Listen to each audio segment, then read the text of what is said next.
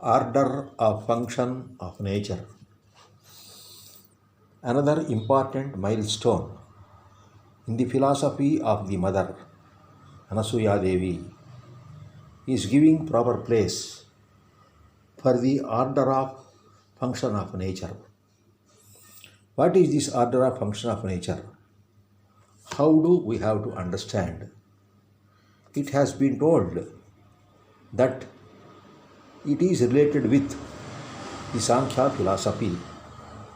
Bhagavad Gita, in the third stanza of the third chapter, clearly says, Lokesmin Vividha Nishtha Pura Prokta Mayanagha Jnana Yogena Sankhyanam Karma Yogena Yoginam. It has been very clearly told that I have given to this world previously two methods. Those people who want to have an appreciation of the universe through knowledge, it is one way, and another is the action for the yogis. That is why he identifies the path of knowledge and the path of action as the primordial methods for the upliftment of the individual. And it has been very clearly mentioned that Kapila, who is the founder of the Sankhya philosophy, was belonging to the Siddha group of rishis, and he is nothing but one of the incarnations of Lord Narayana.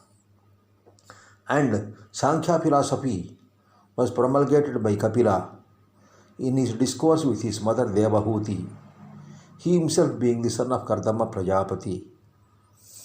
One of his sisters is Anasuya Devi, who got married to Atri. And Sankhya philosophy speaks about the order of function. This order of function is considered to be very, very important. It is identifying totally 25 tattvas. Those 25 tattvas are considered to be very significant for the promotion of the universe. One is Purusha. He is followed by Prakriti.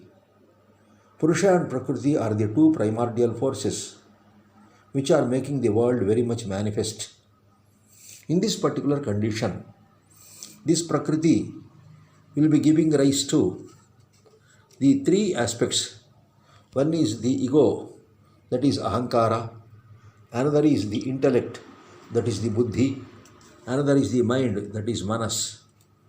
And it is followed by the five fine elements: Shabda, Sparsha, Rupa, Rasa, Gandha, and five elements: sky, air, fire, water, and earth. Five motor organs and five sense organs. All this put together 25 aspects form the Sankhya philosophy. The mother has made from her childhood a very great appreciation of the Sankhya philosophy.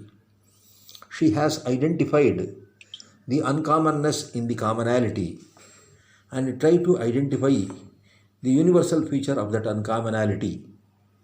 And she is both a Vaisheshika and Sankhya also. And it has been told by some of the modern observers that the order of function of nature is found in 6 varieties. One is pattern, precision, regularity, cognition, discrimination, and experience. Vedadri Maharshi, who is contemporary to the mother, he has identified the 6 of them, assigns pattern, precision, and regularity to the non-living, and cognition, discrimination, and experience to the living. But the mother, Anasuya Devi, never distinguished the non-living and living. For her, everything is nothing but an evolute of the consciousness. There is no inert unit at all. Everything is totally conscious. consciously conscious. She has identified a grand hierarchy of the profile of the order of function, wherein the cosmic hierarchy is having its apex the grand vacuum. The grand vacuum is the force which will be intermingling with everything and which will be trying to accommodate everything. And that is why it is called as Linga Tattva.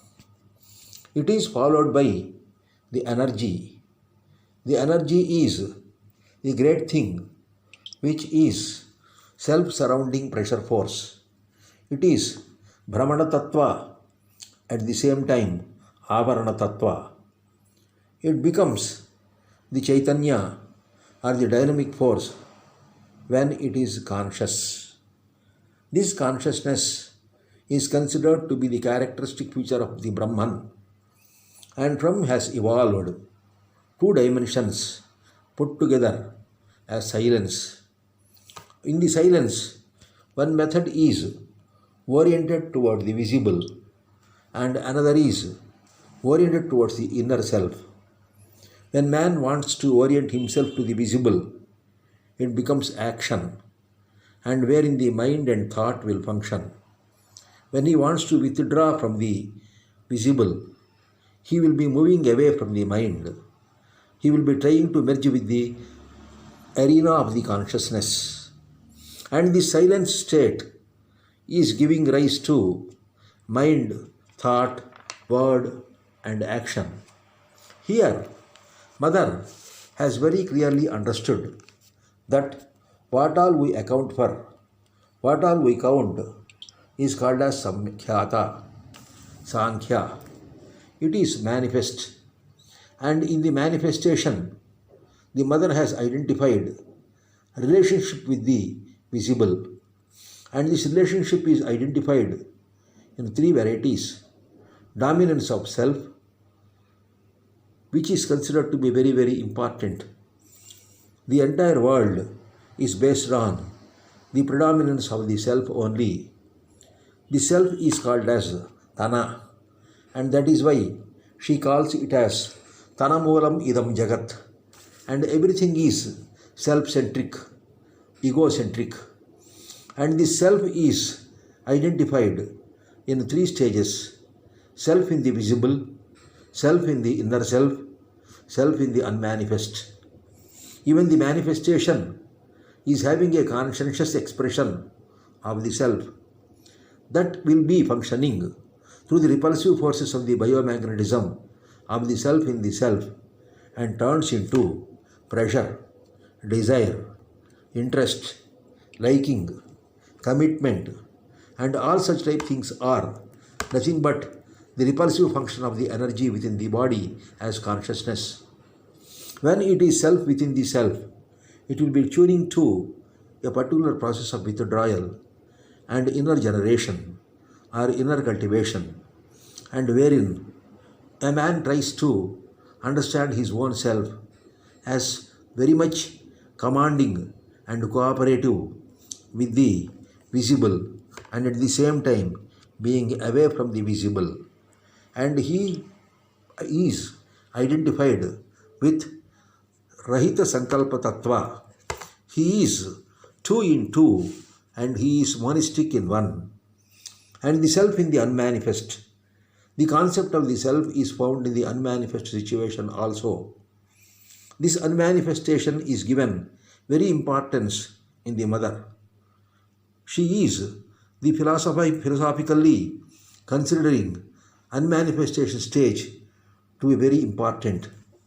And she clearly traces how the manifestation attains different stages through the forces of time and action. And that is why she expresses time and action to be two poles or two forces which will be ventilating the consciousness from the state of unmanifestation to the manifestation. And she understands one more important phenomena, that the order of function is nothing but a cosmogonic design applied in terrestrial conditions. The terrestrial conditions are called as finite. They are controlled by the five elements, and yet they will be replying and they will be presenting to the efforts of the cosmic design, which is supreme consciousness or universal consciousness.